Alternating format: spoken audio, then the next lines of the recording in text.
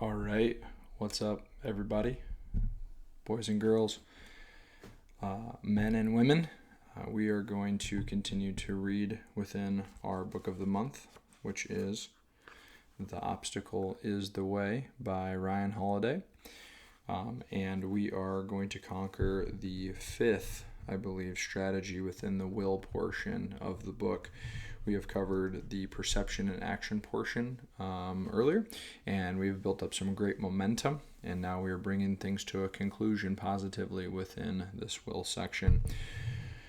Right before we dive in, if this is the first video that you're seeing of myself, just to give you a little bit of context. So my name is Nick Kleitch. I have a YouTube channel where I read a book a month and essentially read it beforehand. I'm not reading it to you in this video, and then break it down, share what's kind of interesting, and kind of coach and teach on it a little bit.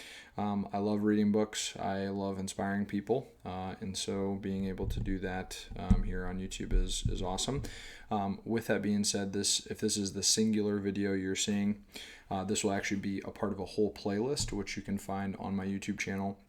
So instead of today just covering the one strategy, you're more than welcome to go back to the channel and pick the playlist and literally follow along from start to finish.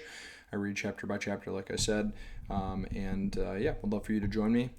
In addition to that, if you're somebody that believes in personal development, personal growth, loves to read, I'd love for you to subscribe so then you get an idea of what the next book will be and just kind of staying in the loop. I know not everyone will be on every single book, but it's just a good kind of point of reference here. So anyways, let's get to the reading here.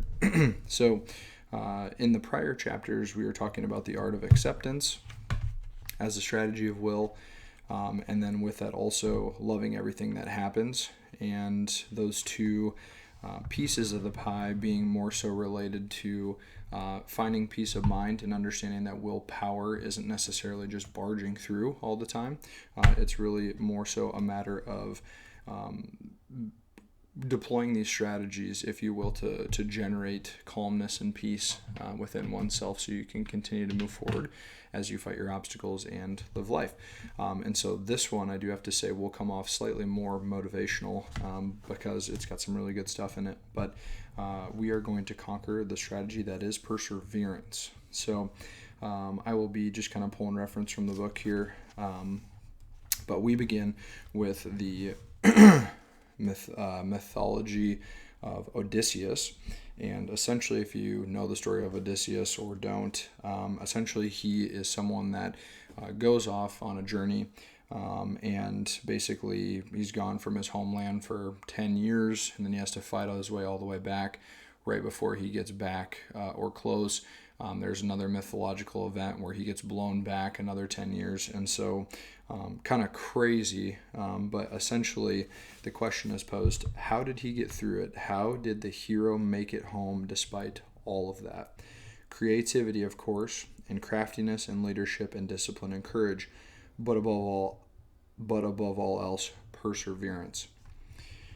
Earlier we talked about Ulysses S. Grant across the river from Vicksburg, searching in some way anyway to get across and take that fort, which was a prior episode. That is persistence. That was Odysseus standing at the gates of Troy, trying everything before the success of the Trojan horse coming through. Persistence. But a 10-year voyage of trials and tribulations, of disappointment and mistakes, iron-hearted and ready to endure whatever punishment the gods decide you must, and to do it with courage and tenacity to make it back to his homeland.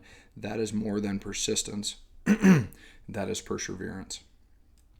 If persistence is attempting to solve some difficult problem with dogged determination and hammering until the break occurs, then plenty of people can say that they were persistent.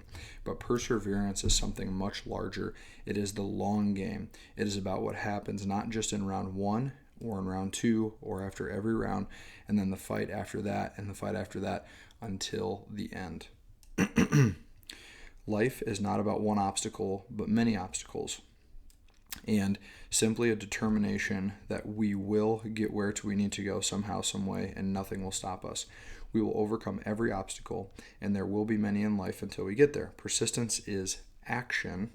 Perseverance is a matter of will. One is energy, the other is endurance. So I really want to kind of generate and work off of this concept to say that sometimes in life, what we really truly need is this irrefutable confidence that it will work out for us.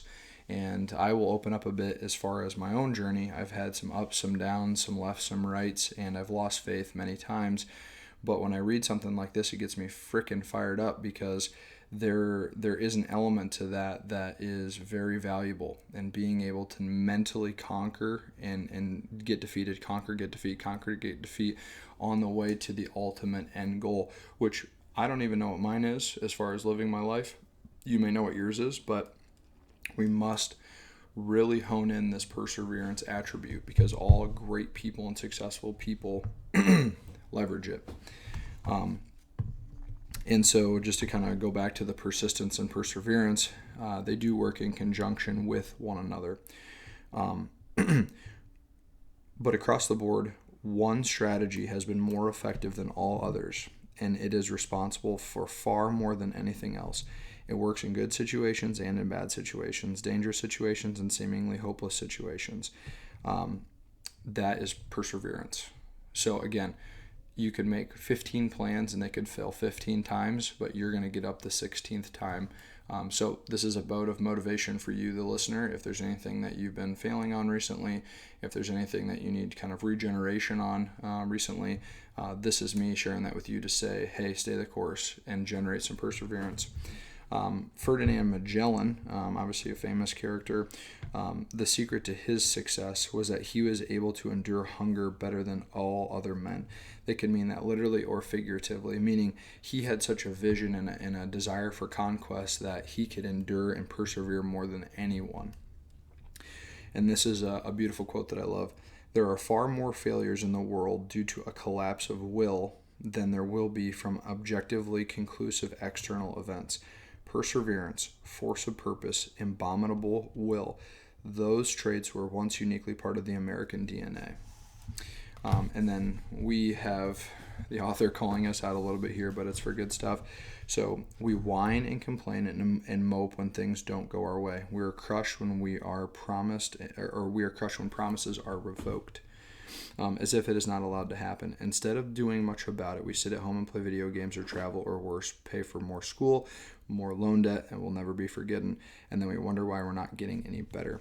Essentially, what he's leveraging here was a quote from Emerson saying something to the effect of, a lot of the times young people, they're not used to failure, and they're not used to not getting what they want in this particular context.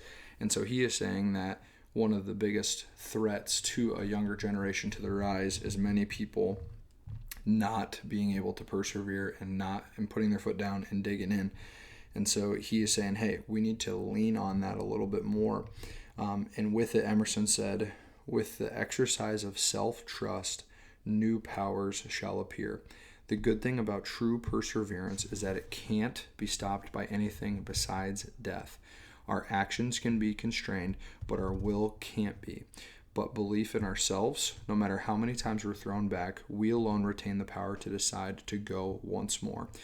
And I would say, before we wrap things up here, that it is okay to rest. It's okay to recover. It's okay to regroup. That's part of life, right? When you get knocked down, don't just stand right back up and head right back into the fire and get burned again.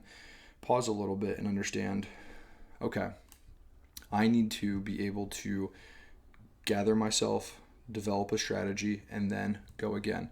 But this kind of burning fuel of motivation, if you will, is what is perseverance. And that's what we can cultivate, is the ability to show up one more time.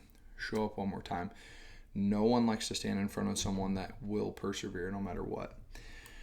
So just to kind of round things out here. So determination and perseverance, if you think about it, is invincible.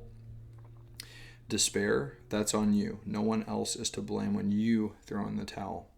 The true threat to determination, then, is not what happens to us, but us ourselves. Why would you be your own worst enemy? Hold on and hold steady. And I love that, because not only does it acknowledge that we are our own worst enemies, and many, many times over we are, but what it also says to counter that is, hey, get out of your own way and just exercise a little bit of perseverance and persistence to get what you want and to do so ethically. So really good stuff there. I really appreciate you guys continuing to read with me and checking out this book. It's an awesome book. There'll be many more to come, obviously, but hopefully you guys enjoyed this, and we're going to keep reading. Thanks, guys.